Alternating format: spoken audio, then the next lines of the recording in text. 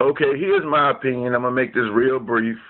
As a citizen of the United States of America, I saw the video of the last moments of Eric Garner's life. Okay, the police officers had brought him down to the ground. He said, well, one snuck up behind him, brought him down, put him in a chokehold. Okay, he's in a chokehold. He's subdued by more than one officer.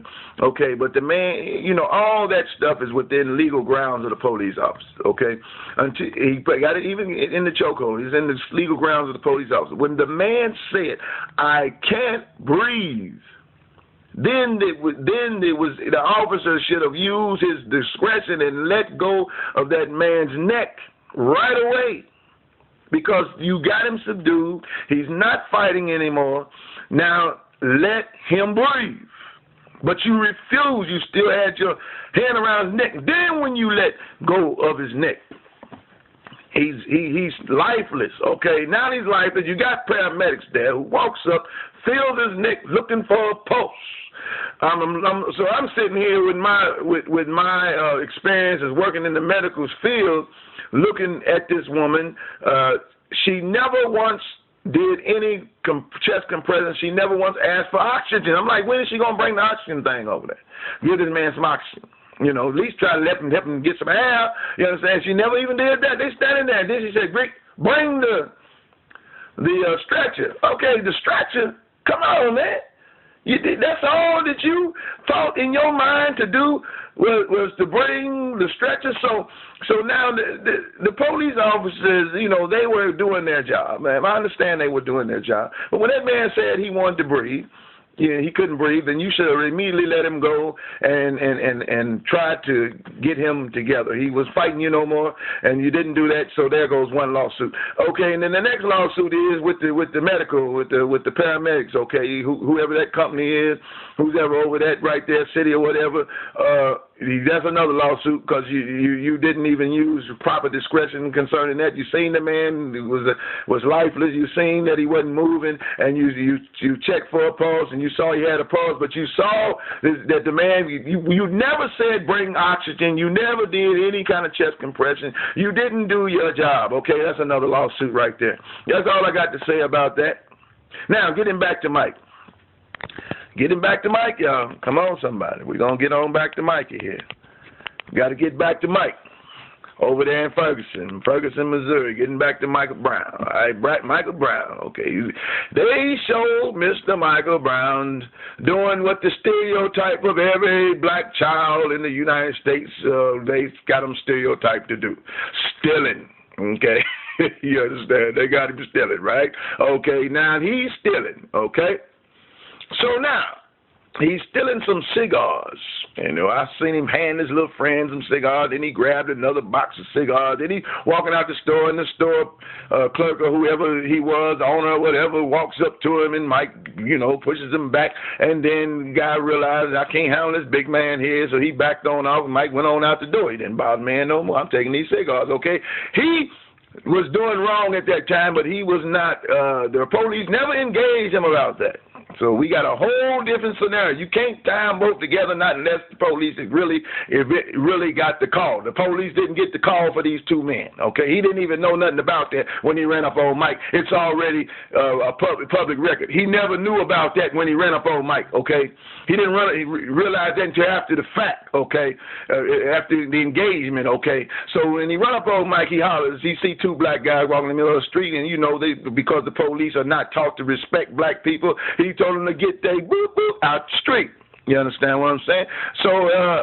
So then I guess Mike must have said something or whatever, or they ignored it, whatever. And then the police, he cuts around, like in his public record, that he cuts around and rides up on him and tried to get out, but Mike didn't let him get out, or however that went.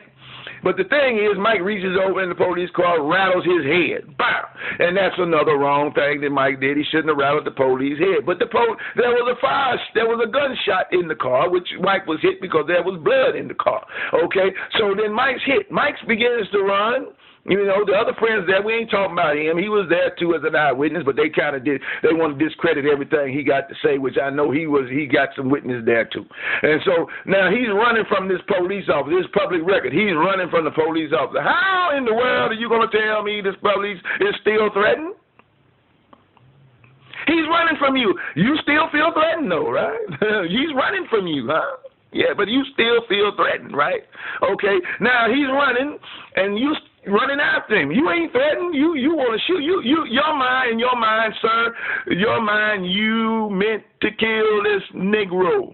You understand what I'm saying? I'm going to kill this Negro. That's what you said in your mind because he hit you.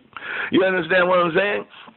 And there are many police officers that would agree with you behind closed doors and say, I would have did the same thing, bro. You understand? But the thing is, the crime that's been committed is that you lied.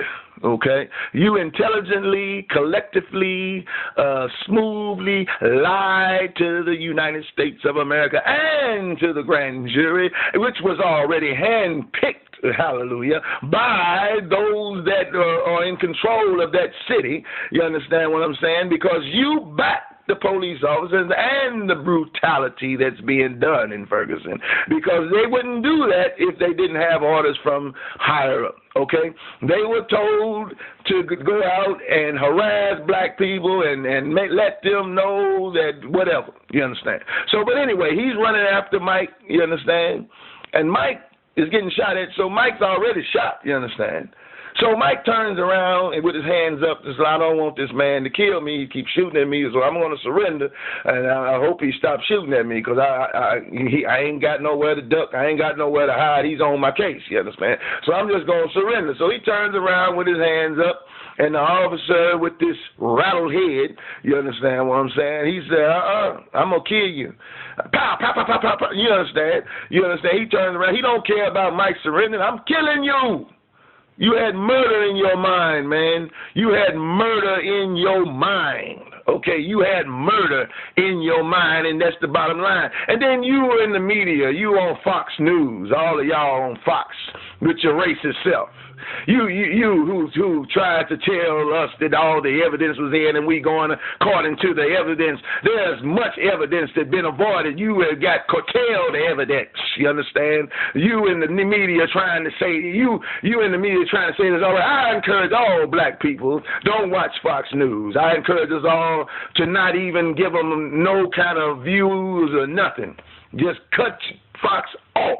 You understand? Fox is a racist media. Okay, it's no secret they racist. Okay, now if you want to know the truth about something, at least some of the truth gonna be found on CNN. They try to be fair. You understand what I'm saying? They try to let both sides go out without being attacked by the other side. You understand? So now we got Mike with his hands up, and we got this police with so much anger that his top's about to blow off, you understand? And he goes on like a gangster on the street and kill Mike in cold blood because, yeah, Mike hit him. Yeah, you was wrong for hitting him, Mike. You shouldn't have hit the police officer. But then you got shot by the police officer, and the best thing for you to do, sir, was to run because you done hit one of them racist police officers, you understand? He ain't your color. You understand what I'm saying? He's even a black man. If you hit him, Mike, will try to kill you, man. But the thing is that he's a police officer, sworn to uphold the law, sworn to protect the public. When you raise your hand, Mike, you were surrendering to the officer of the law, and that officer should have maintained and calmed himself down and stopped from shooting you. But he was so mad because you hit him. You understand? That he said, "I'm gonna kill you." Like any other nigga would do, okay? Like any nigga would do, you understand? On the street. If you hit a man like that and he got a gun, he gonna kill you. Most likely he gonna kill you. Okay, that officer, he's no better than any other nigga on the street. You understand? He decided you hit him, he already shot you, but that wasn't good enough for him, so he wanted to kill you. So now that's another lawsuit right there. Because he didn't do right, and they should sue the state of Missouri because no state should be encouraging police officers to go out and dog a certain group of people.